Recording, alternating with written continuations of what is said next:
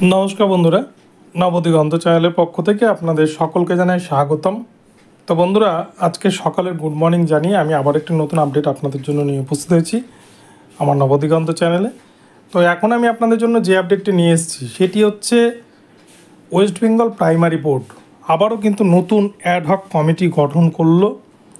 তো এই ad hoc committee গঠন করার কি উদ্দেশ্য, তারা কিন্তু নতুন নিয়োগের পথে আবারও হাঁটতে চলেছে। 2022 স্টেট পাসদের জন্য গুরুত্বপূর্ণ নোটিফিকেশান খুব শীঘ্রই এবং গুরুত্বপূর্ণ আপডেট এই ভিডিওতে থাকছে।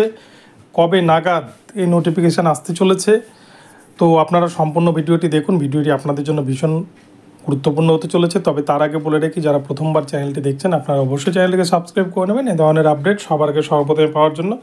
তো চলুন তাহলে আমরা বিস্তারিত আপডেটটি এই মুহূর্তে দেখে নিই।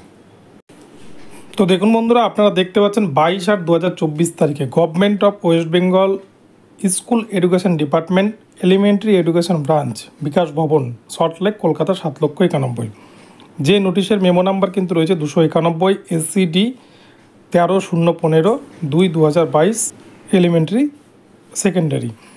এবার এই নোটিফিকেশানে বলা হচ্ছে প্রাথমিক শিক্ষা পর্ষদের চেয়ারম্যান গৌতম পাল তিনি কিন্তু নতুন একটি অ্যাডহক কমিটি গঠন করলেন।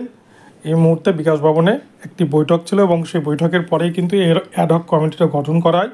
আর এই অ্যাডহক কমিটির মেয়াদ থাকবে, কার্যকালের মেয়াদ থাকবে কিন্তু 1 বছর।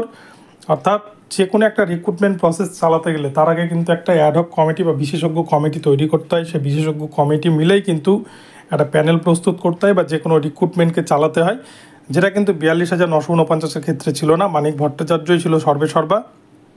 16,500 ক্ষেত্রেও কিন্তু সেরকম কোনো অ্যাডহক কমিটি ছিল না।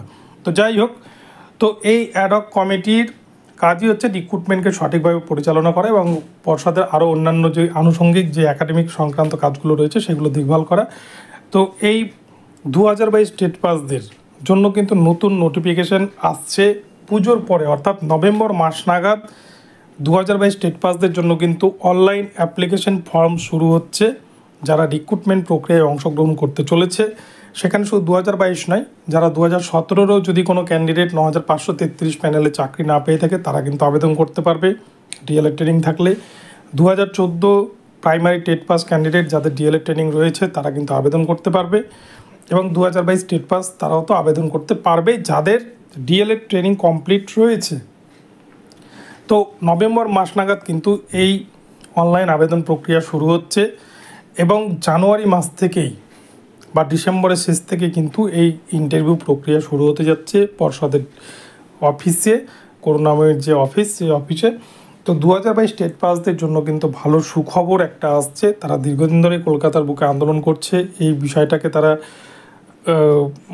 পর্ষদের নোটিফিকেশনের জন্য তারা কিন্তু দীর্ঘদিন ধরেই তারা দাবি দাওয়া জানাচ্ছে যে বেকারত্বের বঞ্চনা থেকে বাঁচার জন্য।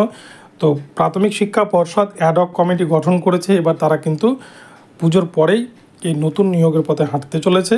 অর্থাৎ এক কথায় বলা যায় আবারও কিন্তু নতুন বছরে 2025 সালের হয়তো শেষের দিকে নিয়োগ করতে চলেছে প্রাথমিক শিক্ষা পর্ষদ। তো 2022 স্টেট পাসদের জন্য কিছুটা হলেও স্বস্তির খবর।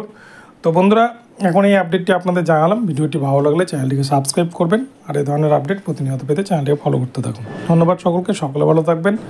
পরবর্তীতে নতুন আপডেট নিয়ে আসবো, দেখা হচ্ছে পরবর্তী ভিডিওতে। ধন্যবাদ।